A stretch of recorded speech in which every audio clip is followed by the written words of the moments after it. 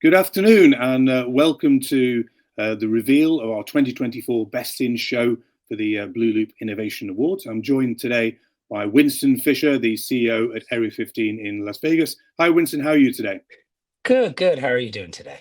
All good, thanks. So it's just snowing outside, so it's a slightly late Christmas here in Devon.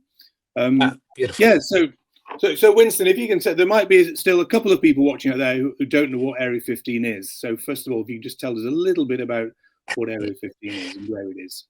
Yeah, so we're Area 15. We're headquartered in Las Vegas, and we are really think of ourselves as a storytelling platform. And what that means is we're building a district, a whole entertainment. We're going to be 600,000 square feet of immersive entertainment, food and beverage, really innovative programming, music, crazy types of shows, all these different things, all in Las Vegas. So it's really this whole platform for the immersive entertainment space, headquartered again in Las Vegas. And we've what did we do? We did over 3 million visitors last year. We've Wow, got another 300,000 square feet opening up this year. It's an exciting time. fantastic. And so tell us a bit more about your plans for 2025.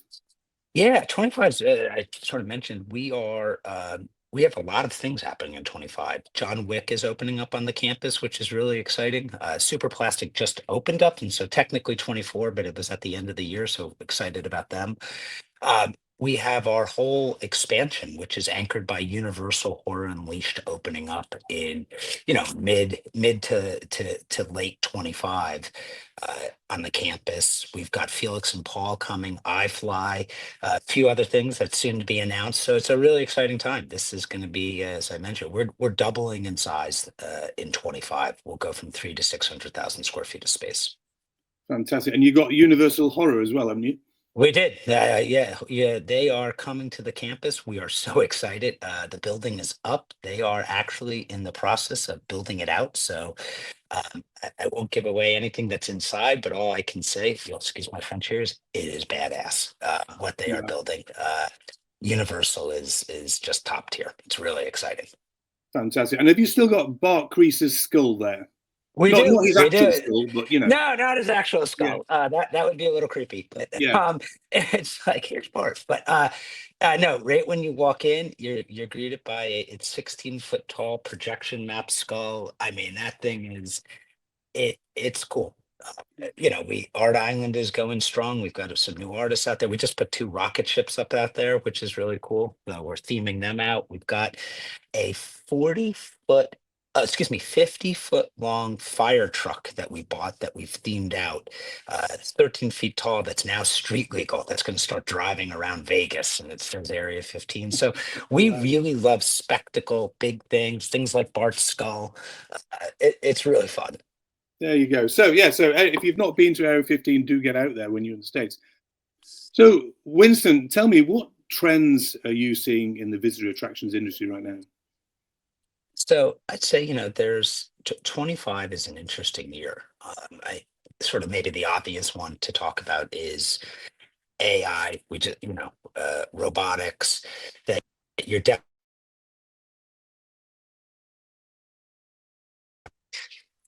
personalization. You're going to see the use of technology for data analytics to enhance function inside businesses, and all of this is very for location-based entertainment.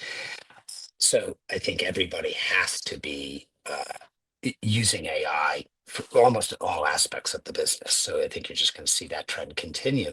But I think the other trend, which is this is we're seeing, and I'll speak at least for the United States, though I think this is global, that the consumer is stressed today, right? We came out of COVID, there was a lot of choice, there was a little bit of the revenge economy that existed. And now we're entering a period where a lot of companies were started. As I'll say, iron sharpens iron. I think this is a year where companies have to figure out their content refresh strategy. They have to figure out their value proposition to the consumer. Um, I definitely think there's a shakeout that is happening in the industry, and so the top companies are going to thrive and survive. And I think there's other companies today that will have to figure out um, are they going to connect with the consumer, and are they offering enough value that in a market that people are feeling stressed, they're going to get that dollar. So it's a stressful time also. So there's a lot of opportunity, a lot of excitement, but also I think going to be some challenges for people. And have you seen anything you've noticed in the immersive field you think is a changing development?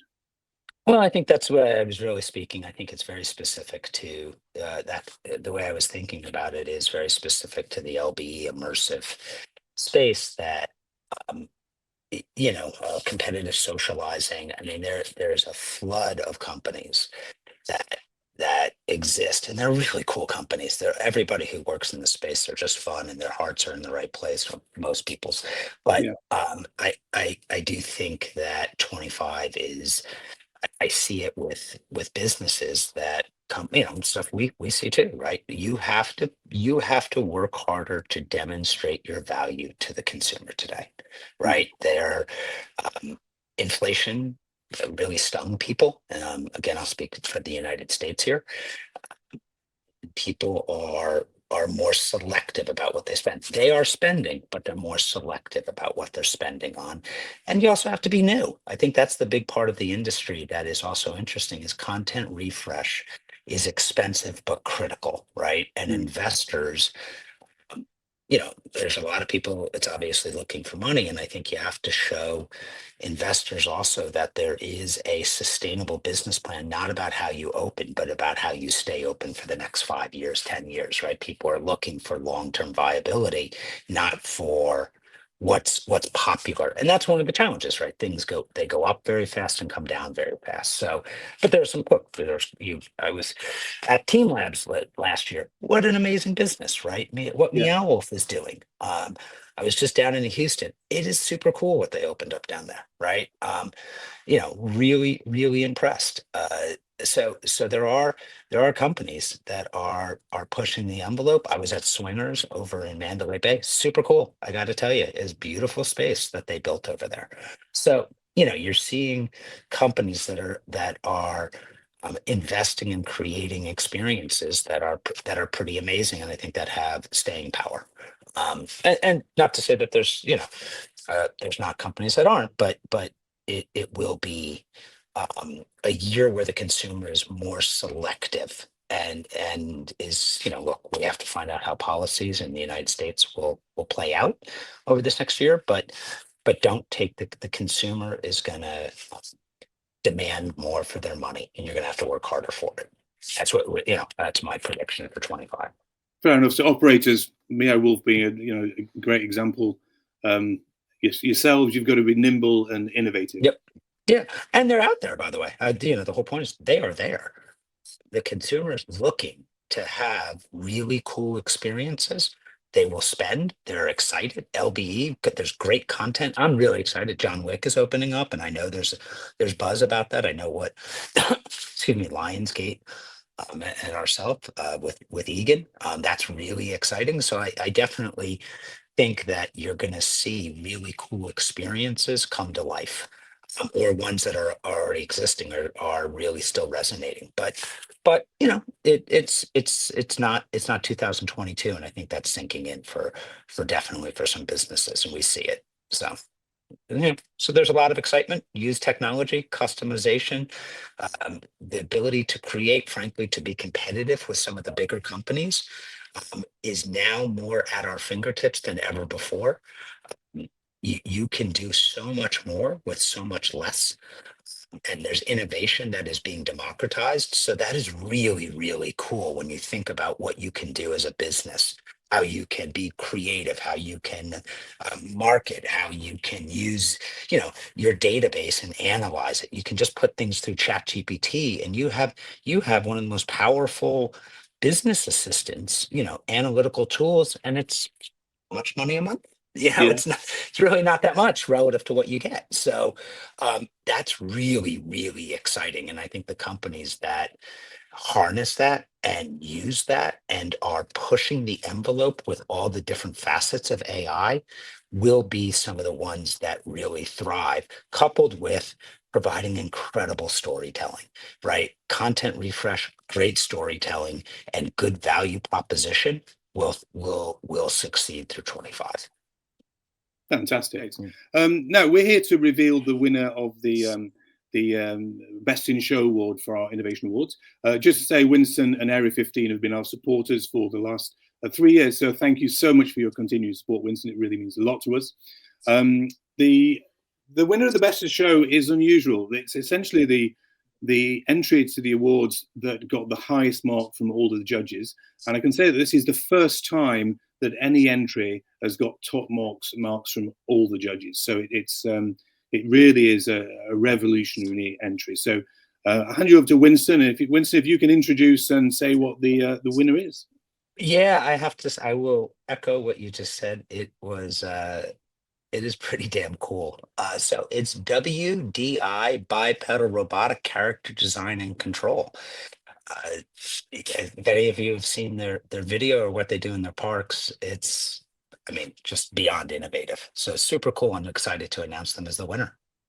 Fantastic. It's yeah, and what makes it, as Winston says, I would absolutely go and look at the video on the Innovation Awards website. Yes. It's the magicians at WDI doing what they do. These fantastic robots they created and had them delivered working in the park within a year. Just a team of 8 doing it, and essentially building on their years and years of developing robots at Disney. I think what makes these special is the reinforcement learning, modular hardware, 3D printing, and they've gone from this really early concept to the first park deployment, as I say, within a year. So that's really remarkable. And it really lays the foundations for what they can do in future years. The mind boggles thinking where this technology will take them in a decade. So, and also it's worth saying, I think, although Disney have won this award, and the tech's fantastic, and they develop fantastic processes so they can produce and train, operate robots more quickly in the future, which is all great, but they're breaking new ground. And so it enables others to follow. Definitely. One of the things that impressed me was that they were saying the machine learning, what would have taken, it was really like a whole year they can do in 3 hours to get through machine learning of how to walk and mimic really like realistic robotic behavior. I mean, it is pretty amazing, the technology and the guest interaction when you watch that video. It really is. I mean, Disney they're definitely pushing the envelope. It's really cool. Absolutely. So yeah, so congratulations to all the winners of the awards, and of course for this Best in Show award. Winston, thanks so much for your continued support, and we'll speak soon. Thank you. Take care. Hi, that was great. I'm hearing from Winston about his thoughts on 2025. Thanks everyone so much for joining us again. And Alice is now going to tell us who has won the Public Choice Award. Yes, thank you to everyone for voting. It's been great to see that engagement. And the winner is 360, An Extraordinary Experience from Princess Cruises. So this is an immersive dining experience on board some of their cruise ships, where guests are transported on a journey through the Mediterranean, and there's a live host, as well as physical and digital enhancements. So a really fantastic winner. Absolutely, a worthy winner. And we've seen so much innovation from cruises throughout the awards as well. So really, really interesting and very much well deserved. Well done. Yeah, it's definitely an exciting time for the industry and cruises, isn't it? I think we're going to see a lot more excitement and innovation coming from them in the future. And it just remains to be said, really, thank you so much to everyone who has joined us over the past 2 days. I mean, we've had several people waking up early from New York to join us for our session. So thank you for doing that. And thank you for kind of engaging with all of the sessions as much as you have. And a final thank you to our partners for the Innovation Awards, AREA15, and all of the category sponsors, Attractions.io, Blue Telescope, Christie, the Games Arena from Little Lion Entertainment, Holovis, Kingsman Experience, and Tate. Thank you for sponsoring and hosting our sessions. It's been fantastic working with you. And thank you to everyone who has entered the awards. You can see all of them on our Innovation Award website. We'll put a link in the chat. So do go have a look at them all. We've had some fantastic entries. And thank you to the judges for looking through them. And also thank you to all of the speakers. I think we've had some really fascinating conversations over the past 2 days. So thank you for taking the time to share your thoughts with us. You can catch up on everything on the platform for the next 30 days. So do go back and catch up on anything that you may have missed. Absolutely, I'm definitely going to be doing that. There's some really interesting sessions. I just wanted to thank Alice for putting everything together. Thank you very much. It's been a great couple of days, and also to all the blooloop team who've helped as well, made it all possible. So this is actually 2025 is actually blooloop's 20th birthday in June. So just reflecting on this, it's just amazing to see how far the industry's come, and yet it still remains vibrant and exciting and friendly. So wonderful. So don't forget, if you're interested in sustainability, please do come to our Green Loop conference in May. It's 13th and 14th of May. You'll see we'll be putting signs up everywhere to come to that. And just remains to say, thank you again. Thank you for me and Annalise and the whole team, and also have a fantastic 2025. Absolutely. And we look forward to seeing you at the next Festival of Innovation.